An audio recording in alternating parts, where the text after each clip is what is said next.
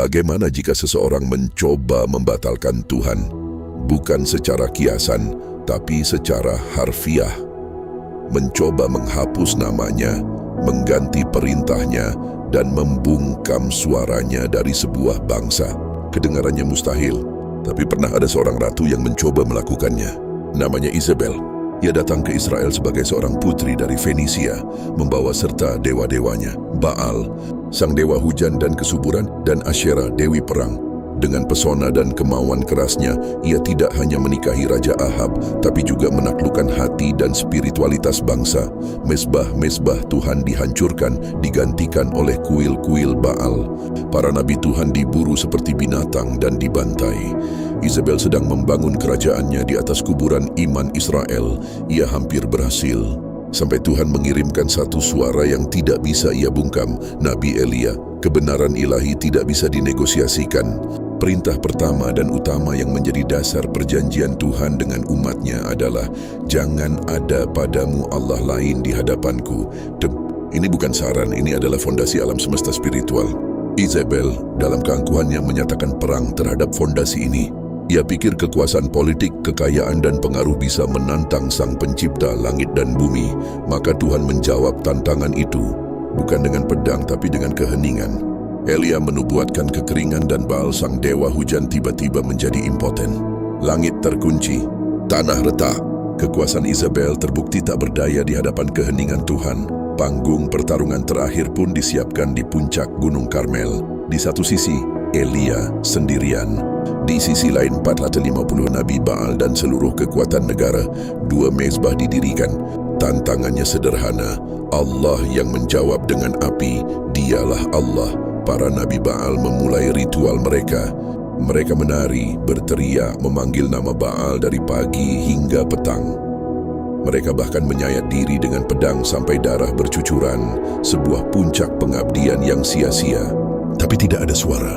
Tidak ada jawaban, hanya keheningan yang memekakkan telinga dari langit yang kosong. Lalu giliran Elia. Dengan tenang, ia memperbaiki mezbah Tuhan yang telah hancur, bahkan menyiramnya dengan bergalon-galon air, membuatnya mustahil untuk terbakar.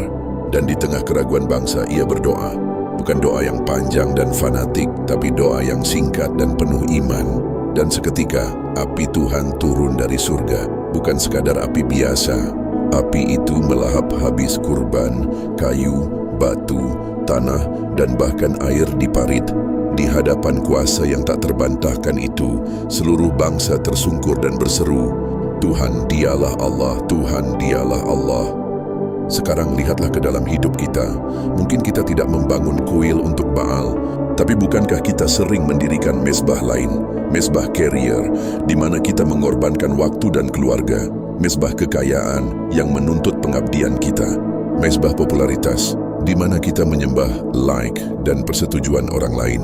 Siapakah atau apakah Isabel dalam hidupmu yang berbisik bahwa ada jalan lain selain jalan Tuhan?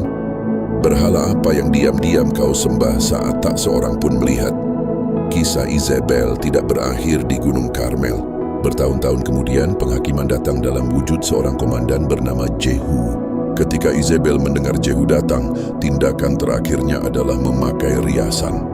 Bahkan di ambang kehancurannya, kesombongan adalah topeng terakhirnya. Namun tidak ada riasan yang bisa menutupi dosanya di hadapan Tuhan. Dari jendela yang sama di mana ia dulu memandang kerajaannya dengan angkuh, ia dilemparkan ke bawah. Nubuat Elia digenapi dengan mengerikan, anjing-anjing akan memakan jasadnya. Kekuasaan, kekayaan, dan kecantikannya lenyap tanpa sisa. Karena setiap takhta yang didirikan untuk menyaingi Tuhan, pada akhirnya akan runtuh menjadi debu. Mau menemukan kekuatan untuk meruntuhkan berhala dalam hidupmu? Ikuti terus dongeng iman. Tuhan Yesus mengasihi Anda dan keluarga.